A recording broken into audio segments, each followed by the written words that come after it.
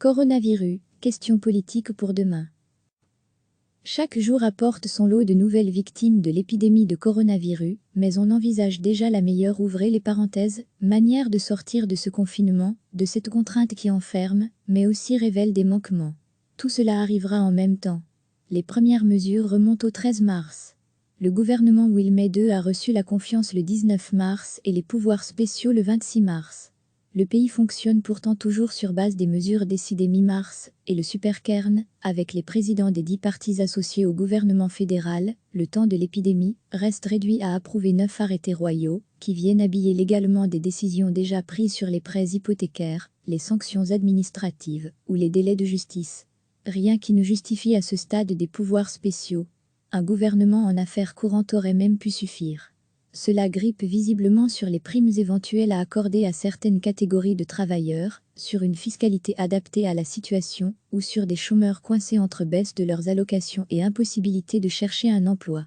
À ce stade, le centre de décision réel se situe bien plus au Conseil national de sécurité qu'au gouvernement fédéral même doté des pouvoirs spéciaux. Il est vrai qu'accorder point de vue nationaliste et écologiste, par exemple, relève de la gageure.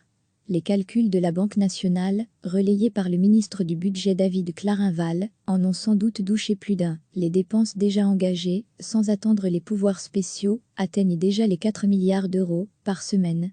Le gouvernement Michel avait déjà laissé un trou budgétaire, mais la pandémie le transforme en gouffre abyssal. La dette belge s'envole au point que les agences de notation ont retrouvé la Belgique sur la map monde pour abaisser sa note, comme lors de la crise de 2008. La chance de notre pays demeure toutefois qu'il ne sera pas le seul touché et que les économies espagnoles ou italiennes pèsent bien plus dans les comptes européens.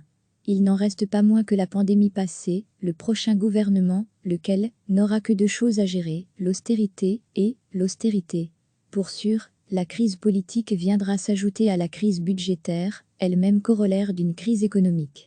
Cela ne va se bousculer pour gérer un tel marasme. Enfin, l'idée d'une commission d'enquête sur les fautes politiques liées à l'impréparation de nos institutions face à une telle catastrophe sanitaire commence à s'esquisser.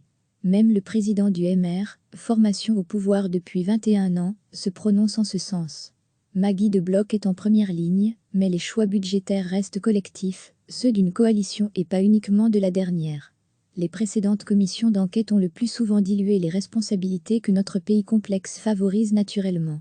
Un climat de règlement de compte aussi salutaire qu'il puisse paraître risque bien d'aggraver les crises politiques et économiques qui nous pendent au nez.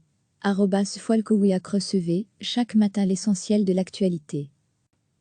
Chaque jour apporte son lot de nouvelles victimes de l'épidémie de coronavirus, mais on envisage déjà la meilleure ouvrez les parenthèses, manière de sortir de ce confinement, de cette contrainte qui enferme, mais aussi révèle des manquements. Tout cela arrivera en même temps. Les premières mesures remontent au 13 mars. Le gouvernement Wilmès II a reçu la confiance le 19 mars et les pouvoirs spéciaux le 26 mars. Le pays fonctionne pourtant toujours sur base des mesures décidées mi-mars, et le Supercairn, avec les présidents des 10 partis associés au gouvernement fédéral, le temps de l'épidémie, reste réduit à approuver 9 arrêtés royaux, qui viennent habiller légalement des décisions déjà prises sur les prêts hypothécaires, les sanctions administratives ou les délais de justice. Rien qui ne justifie à ce stade des pouvoirs spéciaux. Un gouvernement en affaires courantes aurait même pu suffire.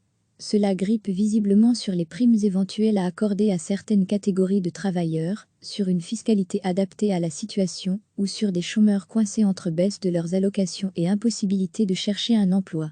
À ce stade, le centre de décision réel se situe bien plus au Conseil national de sécurité qu'au gouvernement fédéral même doté des pouvoirs spéciaux. Il est vrai qu'accorder point de vue nationaliste et écologiste, par exemple, relève de la gageure. Les calculs de la Banque nationale, relayés par le ministre du Budget David Clarinval, en ont sans doute douché plus d'un. Les dépenses déjà engagées, sans attendre les pouvoirs spéciaux, atteignent déjà les 4 milliards d'euros par semaine. Le gouvernement Michel avait déjà laissé un trou budgétaire, mais la pandémie le transforme en gouffre abyssal. La dette belge s'envole au point que les agences de notation ont retrouvé la Belgique sur la map monde pour abaisser sa note, comme lors de la crise de 2008. La chance de notre pays demeure toutefois qu'il ne sera pas le seul touché et que les économies espagnoles ou italiennes pèsent bien plus dans les comptes européens. Il n'en reste pas moins que la pandémie passée, le prochain gouvernement, lequel n'aura que deux choses à gérer, l'austérité et l'austérité.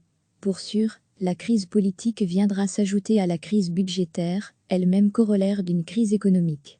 Cela ne va se bousculer pour gérer un tel marasme. Enfin, l'idée d'une commission d'enquête sur les fautes politiques liées à l'impréparation de nos institutions face à une telle catastrophe sanitaire commence à s'esquisser. Même le président du MR, formation au pouvoir depuis 21 ans, se prononce en ce sens. Maggie de Bloch est en première ligne, mais les choix budgétaires restent collectifs, ceux d'une coalition et pas uniquement de la dernière. Les précédentes commissions d'enquête ont le plus souvent dilué les responsabilités que notre pays complexe favorise naturellement. Un climat de règlement de comptes aussi salutaire qu'il puisse paraître risque bien d'aggraver les crises politiques et économiques qui nous pendent au nez. @Folkowiak. Cliquez sur s'abonner pour recevoir les dernières nouvelles.